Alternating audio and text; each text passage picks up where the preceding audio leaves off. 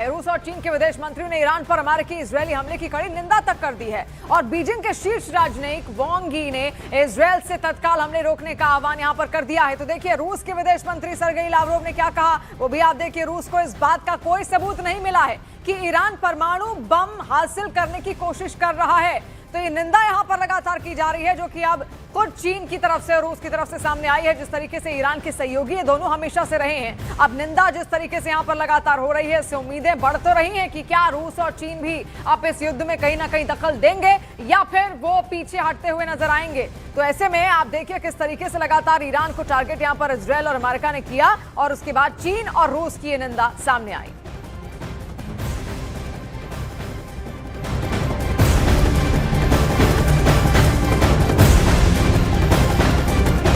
और देखिए ट्रंप ने जो 4 हफ्ते की टाइमलाइन दी, उसका मतलब क्या है?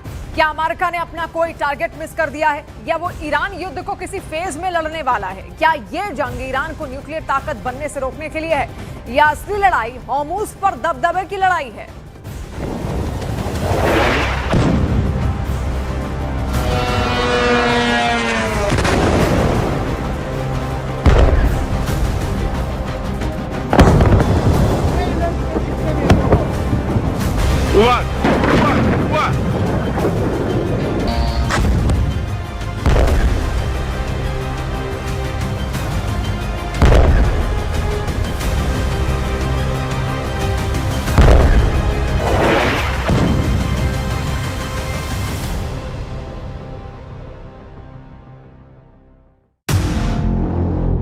ट्रंप ने डिजाइन कर लिया पूरा युद्ध प्लान। चेंज रिजीम या एक्टिव होगा न्यूक्लियर प्लान। जंग के चौथे दिन ईरान की राजधानी तेहरान फिर धमाकों से दहल गई। अमेरिका के मिसाइल अटैक के बाद तेहरान के आसमान काले धुएं के साए से सहम गए। पलटवार करते हुए ईरान ने खाड़ी में अमेरिकी ठिकानों पर मिसाइल और ड्रोन से टारगेट किया।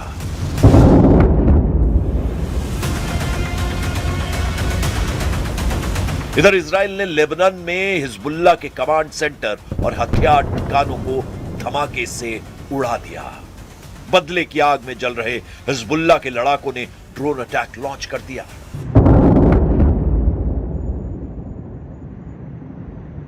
We have the strongest and most powerful by far military in the world, and we will easily prevail. We're already substantially ahead of our time projections, but whatever the time is, it's okay. Whatever it takes, we will always, and we have right from the beginning, we projected 4 to 5 weeks, but we have capability to go far longer than that. क्या Trump शुरुआती हफ्तों में missile और air defence system को तोड़ेंगे? क्या अगले हफ्ते B-2 बॉम्बर और कैरियर एयर स्ट्राइक का फुल डिप्लॉयमेंट होगा?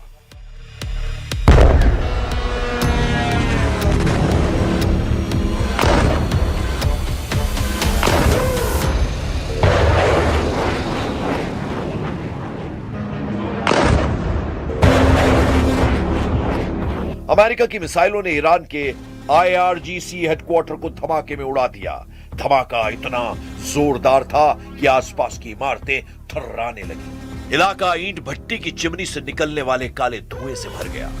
अमेरिका के टारगेट पर ईरान की मिलिट्री बेस और सैन्य ठिकाने थे। ट्रंप बार बार कह रहे हैं कि वो ईरान को परमाणु ताकत नहीं बनने देंगे। खामनेई की मौत के बाद अमेरिका ने ईरान के नतांज में परमाणु साइट पर मिसाइल दागी। सवाल यह है कि क्या वो फिर नतांज जैसे परमाणु ठिकानों पर वार करेंगे? जून 2025 में इसी ठिकाने पर अमेरिका ने अपने बॉम्बर से तबाही मचाई थी। एक बार ये ठिकाना फिर ट्रंप के टारगेट पर है।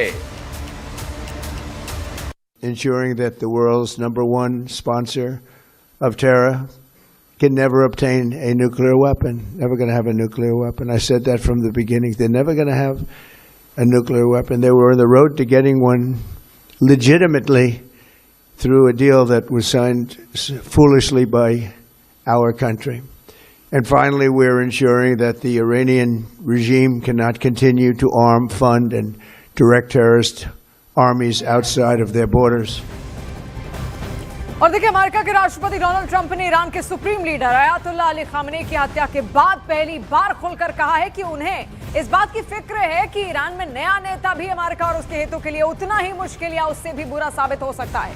वॉशिंगटन में जर्मन चांसलर फ्रेडरिक मर्ज के साथ मुलाकात के दौरान जब ट्रंप से पूछा गया कि ईरान को लेकर उनका वर्स्ट केस सिनेरियो क्या है, तो उन्होंने कहा कि सबसे खराब स्थिति यही होगी कि इतने बड़े ऑपरेशन के बाद भी ईरान में वैसा ही कोई नया नेता आ जाए। वहीं उन्होंने प्रिंस रेजा पहलवी को सत्ता सौंपने के विकल्प को खारिज कर दिया, जबकि उन्होंने यह आशा जरूर व्यक्त की है कि वो ईरान में एक ऐसी सत्ता चाहते हैं जो अमेरिका का समर्थक हो और उसकी शर्तों को माने। 28 फरवरी को अमेरिका और इजरायल ने ईरान पर बड़ा सैन्य हमला शुरू किया था, जिसके बाद ईरान ने इजरायल और मिडिल ईस्ट में अमेरिकी बेस पर कई हमले किए।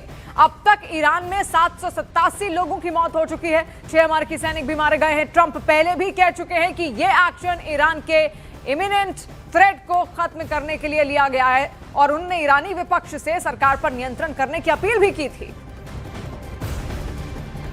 तो देखिए, लेबनान का इजरायल पर एक बड़ा मिसाइल अटैक भी इस बीच यहां पर सामने आया। देखिए, इजरायल पर लेबनान ने 30 से ज्यादा रॉकेट दागे हैं। आईडीएफ ने कई रॉकेट को आसमान में ही मार गिराया है। इसका एक वीडियो भी यहां पर सामने आया, वो भी आप तक यहां पहुंचाएंगे। लेकिन लेबनान इस वक्त लगातार इजरायल के टारगेट पर है। हिजबुल्लाह वहीं से ऑपरेट करता है, खासतौर पर जो दक्षिणी छोर है लेबनान का और जो पश्चिमी छोर है, वहां पर हिजबुल्लाह के कई ठिकाने हैं। और हिजबुल्लाह यहीं तक सीमित नहीं है, ईरान का समर्थक तो वो रहा ही है, इसके अलावा लेबनान की राजनीति में भी बहुत अच्छी खासी पकड़ हिजबुल्लाह की यहाँ पर रही है। और ऐसे में देखिए, शिया कम्युनिटी से ये लोग यहाँ पर आते हैं और उनके ही ठिकानों पर देखिए ये हमले यहाँ पर किए गए, क्योंकि शियाओं के बड़े मुस्लिम नेता के तौर पर खामनेई भी यहाँ पर सामने थे। और खामनेई की मौत के बाद से अलग अलग देशों में भी आपने देखा किस तरीके से कई लोग बाहर निकले, उनकी ओर से प्रदर्शन किया और अमेरिका और इजरायल के खिलाफ अपनी नाराजगी भी जाहिर की गई।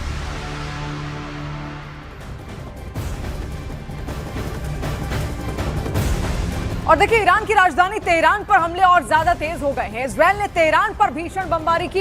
इजरायल के हमले में तेहरान में देखिए भारी तबाही इस वक्त मची है। तेहरान ईरान की राजधानी है और तेहरान पर सबसे ज्यादा अटैक, क्योंकि तेहरान में बहुत बड़े बड़े सरकारी दफ्तर वहां पर मौजूद हैं। जो बड़े उच्च अधिकारी हैं वो तेहरान में ही रहते हैं। इसके अलावा वहां पर कई सारे मिलिट्री बेसेस भी हैं। और ऐसे में कोई भी देश की राजधानी आप जानते हैं किस तरीके से सबसे ज्यादा महत्वपूर्ण उस देश के लिए होती है। यही कारण है कि इजरायल बार बार तेहरान को टारगेट कर रहा है। हालांकि वहां से कई लोगों को शिफ्ट कर दिया गया, लेकिन उसके बावजूद भी वहां का मंजर आप देखिए, खतरनाक मंजर। इस वक्त लोगों में भगदड़ और लोगों में इस बात की आशंका कि कब कौन सा बम, कौन सी मिसाइल आकर उनके ऊपर गिर जाएगी और उनकी जिंदगी तबाह हो जाएगी। आप देखिए, रिहायशी इलाके वहां पर खत्म कर दिए गए हैं, लोगों के आशियाने इस वक्त नष्ट कर दिए गए हैं। और ऐसे में लोग खुद को महफूज रखने के लिए इधर उधर भागते, दूसरे शहरों की तरफ भागते हुए नजर आ रहे हैं। जिसको जहां जगह मिल रही है वो वहां छिपता हुआ दिख रहा है। یعنی تنها متری رد